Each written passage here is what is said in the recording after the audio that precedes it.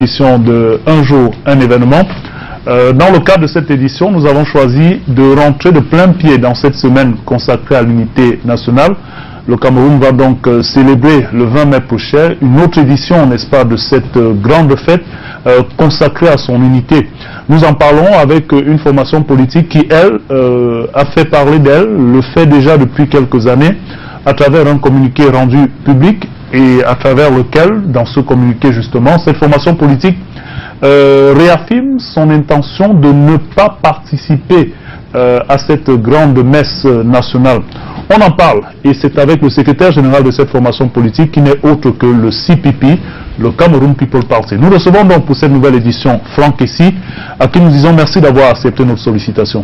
Merci de m'avoir invité.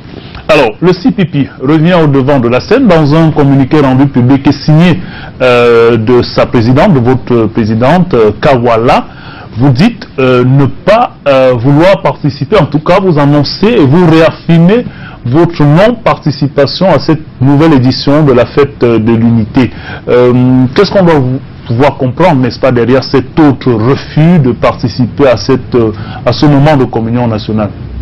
La première chose, c'est que nous ne participons pas au défilé organisé par le gouvernement pour célébrer l'unité nationale. Vous précisez bien le défilé. Mais nous célébrons l'unité nationale autrement, différemment et peut-être même réellement, en ce sens que nous allons faire des rassemblements de nos militants et sympathisants pour examiner ensemble l'état de la nation, l'état de l'unité nationale et réfléchir aux meilleurs moyens justement de la renforcer. Alors, quand vous faites allusion au défilé, vous voulez circonscrire un boycott qui ne va que toucher ce défilé en vous repositionnant, n'est-ce pas, sur l'adhésion à l'idéal unitaire. Mais est-ce que cela ne frôle pas la provocation quand on sait très bien que ce défilé est tout de même un symbole et que bien plus que les autres activités, ce défilé marque aussi la manifestation de cette appartenance? Il devrait marquer. Mais si on est dans un contexte où justement le gouvernement a une politique d'exclusion, à ce moment, nous refusons de participer à des célébrations factices. Quand vous parlez d'exclusion, parce que vous avez dit à qui? À vous ou à nous et à bien d'autres personnes. Parce que vous faites bien de dire que nous réaffirmons notre non-participation. Et comment vous illustrez cette exclusion à laquelle vous faites allusion et dont vous seriez victime? En ce qui nous concerne, par exemple, depuis 2011, il se trouve qu'au niveau de Yaoundé, la capitale, nous n'arrivons pas à défiler, sans qu'on nous donne une raison valable. J'ai toujours pris soin de rappeler que en mai 2011, personnellement, j'ai piloté la participation du CPP au défilé. Nous remplissions toutes les conditions. Et c'est à le 19 mai 2011, après une réunion avec le préfet, qu'on nous appelle pour nous dire qu'il a été décidé que nous n'allons plus prendre part. Depuis lors, malgré les recours administratifs, les recours devant les tribunaux, qui ne font qu'être renvoyés, nous ne pouvons pas participer.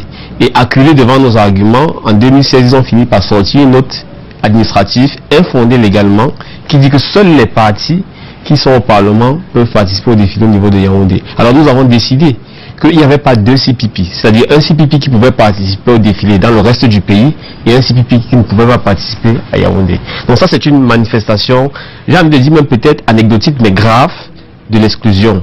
Mais nous, on le fait aussi pour des raisons plus graves, parce que la politique du gouvernement, si on prend par exemple sa gestion de cette affaire de Boko Haram, si on pense sa restriction des libertés tout au long de l'année, si on prend la crise anglophone, est une politique qui... Alors on reviendra sur les volets liés à l'aspect purement sécuritaire qui sont aussi un ingrédient que vous mettez dans ce communiqué. Mais revenons justement sur votre intention. Vous dites ne pas participer au défilé, mais participer justement à la réflexion ou à d'autres activités liées à cette fête de l'unité. Est-ce que vous n'allez pas encore là vers une autre forme de provocation quand on sait que notamment le gouvernement et l'administration ne tolèrent pas les rassemblements, les regroupements et d'autres initiatives qui ne vont pas dans un sens, j'ai envie de dire, permis en ce moment-là? Si vous convenez avec nous que, si vous voulez, le gouvernement n'est pas propriétaire du Cameroun et que tous, en tant que Camerounais, nous sommes des co-responsables, des co-héritiers, il me semble que la fête de l'unité n'appartient pas qu'au gouvernement et qu'il n'y a pas une seule manière de célébrer l'unité nationale. Vous savez ce que nous on a prévu? Par exemple, cette année, nous allons nous déployer auprès de nos frères et sœurs frappés par la crise, notamment les déplacés internes, pour leur rassurer qu'ils ne sont pas seuls, que d'autres Camerounais vivent comme eux, dans leur chair, la peine qui est la leur. Et qu'on ne saurait, est-ce qu'on ne tolérera pas la provocation au moment où la provocation, activités et autres déploiements de type regroupant ou de groupuscules n'est pas toléré au moment de cet événement national? Vous voyez que c'est une illustration que nous ne sommes pas unis. Parce qu'il me semble que le jour où on célèbre l'unité nationale, ce n'est pas un jour où on est censé restreindre les libertés des Camerounais. Il n'y a pas d'unité nationale si certains sont libres, d'autres ne le sont pas. On est au cœur du sujet justement. Et nous disons que, est-ce que honnêtement, en 2018, on peut célébrer l'unité nationale comme en 2011, comme en 2006, en faisant fi de la situation par exemple dans le nord-ouest et le sud-ouest? Est-ce que ce n'est pas remuer? Est-ce que ce n'est pas une forme de couteau remué dans la plaie? Ce n'est pas une affaire de remuer. Pourquoi le CPP ne le ferait pas en dehors de ce jour, somme toute symbolique? On le fait déjà toute l'année, mais c'est encore en particulier ce jour, parce que ce jour parle de l'unité, et ce qui est en cause à travers la crise anglophone, c'est la question de l'unité justement. Nous par exemple, si nous avions été à la place du RDPC, une célébration réelle, authentique de l'unité dans le contexte actuel aurait été précédée d'abord par des rencontres, par des concertations, par des dialogues, par des gestes d'apaisement, de désescalade, et aboutirait même symboliquement au déplacement du défilé national avec la présence du président et son gouvernement dans une de ces zones. Alors, dites-moi, vous répondez quoi à ceux qui pensent que le CPP fait de la surenchère et que justement, vous êtes dans une logique toujours provocatrice, aux antipodes, n'est-ce pas, de ce qui est toléré de façon légale, au point de vouloir profiter de l'impasse, peut-être sécuritaire et politique du pays, pour davantage vous faire une plus grande value en termes de visibilité? Ils sont libres de penser ce qu'ils veulent, je laisse au public le soin de juger. Et je rappelle juste une chose. Est-ce qu'on peut se dire unis, M. Dorbo, vous et moi, si pendant qu'on est dans le malheur, moi je m'en fiche, je continue à vivre ma vie comme si rien ne se passait? Est-ce qu'on peut se dire unis avec nos frères et sœurs qui sont actuellement dans la souffrance? Vous pensez que c'est le cas? Mais il me semble que l'État et les autres compatriotes ne se soucient pas véritablement des difficultés dans ces régions? Pour ma part, je ne me vois pas différent de ces personnes qui sont les déplacés internes. On n'est pas en train de reprocher, par exemple... De votre point de vue, est-ce qu'il faudrait donc que tout s'arrête au niveau du fonctionnement de l'État, du pays, pour que véritablement on sente la solidarité ou bien l'envie de résoudre cette question ou ces questions? Il ne faut pas passer à des extrêmes. Il faut que l'État se mobilise de façon réelle pour qu'on puisse justement sentir... Est-ce que vous refusez de participer? Je peux terminer la phrase. Est-ce que vous refusez de participer à cette célébration ou à ce défilé n'est peut-être pas un bout d'extrême que vous franchissez? Non. Premièrement, il faut manifester de façon réelle et de façon concrète la solidarité à ceux d'entre nous qui sont dans la souffrance, à ceux d'entre nous qui justement veulent quitter le pays. On ne se reconnaissent plus dans l'État camerounais. Deuxièmement, je pense que j'ai donné des arguments tout à l'heure qui semblent passer. Même si nous le voulions, on nous interdit de participer. Est-ce qu'on peut dire que nous sommes unis? Non, peut-être vous ne suivez pas ça bien. C'est-à-dire, si le CPP veut défiler à Yaoundé, à Douala, on ne va pas le permettre. On permet dans les zones reculées, mais on ne veut pas dans les grandes villes. Est-ce que c'est normal? Est-ce que ce n'est pas suffisamment grave? Justement le jour de l'unité nationale. C'est ça qui est en cause. Et donc c'est cette frustration que vous étendez. C'est pas une frustration. Nous dénonçons cette... Et nous sommes des combattants. Nous comprenons avec quel système nous sommes. Nous sommes dans un système qui veut nous diviser en tant que Camerounais. Et nous disons qu'il y a une autre manière de célébrer l'unité nationale. C'est en montrant sa solidarité vis-à-vis de ceux qui se sentent à l'écart, les Camerounais entièrement à part. C'est en réfléchissant sur ce qui fait qu'aujourd'hui l'unité nationale est menacée. Et c'est surtout en renouvelant nos propositions pour que tout au long de l'année on continue à agir pour renforcer l'unité nationale. Alors Franck, ici, vous faites partie de la classe politique nationale qui se renouvelle.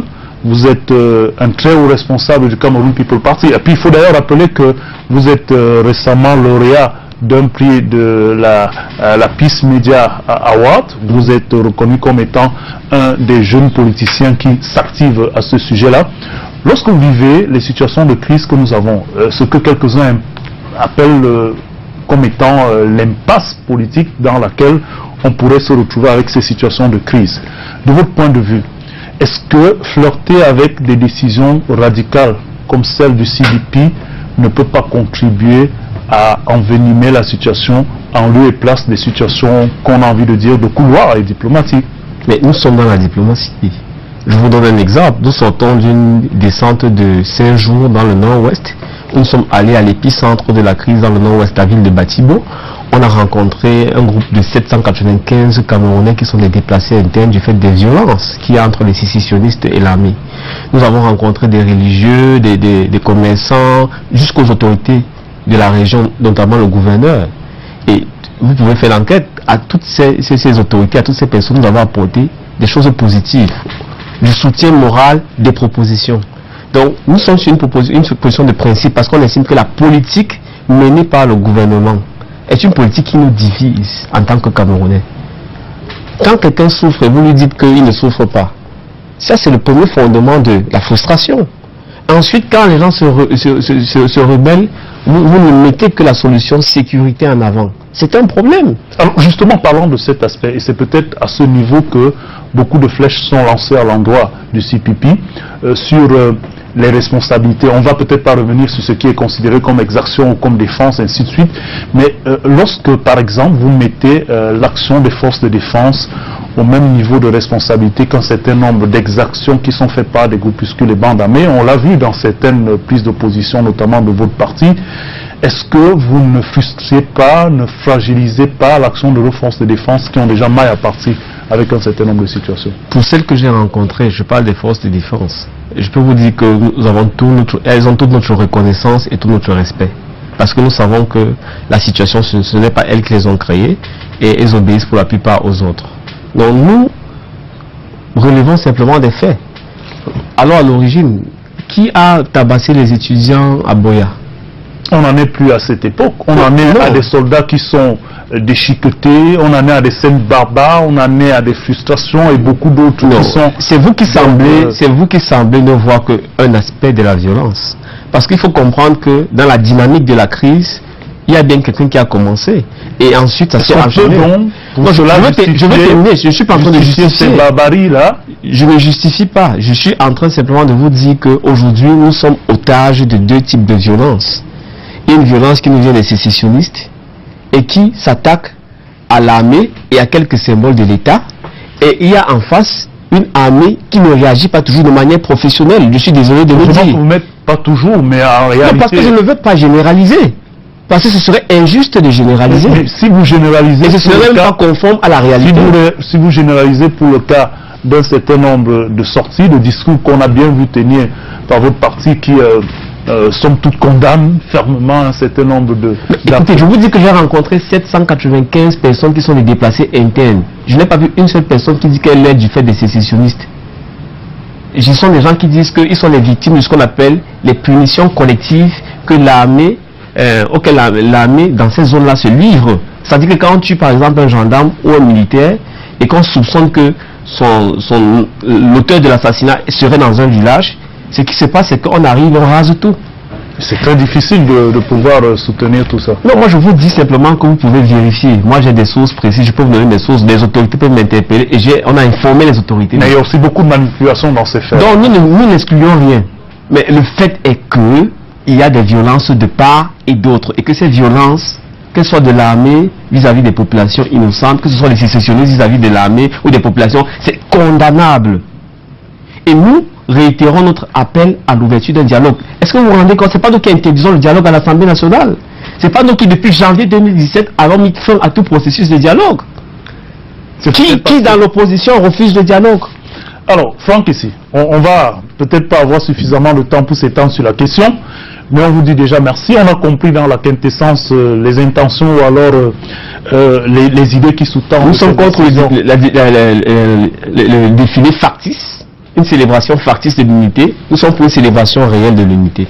C'est votre point de vue. En tout cas, bon nombre de Camerounais, d'autres Camerounais pensent que c'est un moment de commémoration qu'il ne faut surtout pas mettre en arrière de la scène. Et donc le 20 mai est préparé dans bien de localités. En tout cas, nous sommes dans un état démocratique et nous avons écouté aujourd'hui le point de vue du CPP sur la question. Nous vous disons merci d'avoir accepté cette sollicitation, n'est-ce pas, tout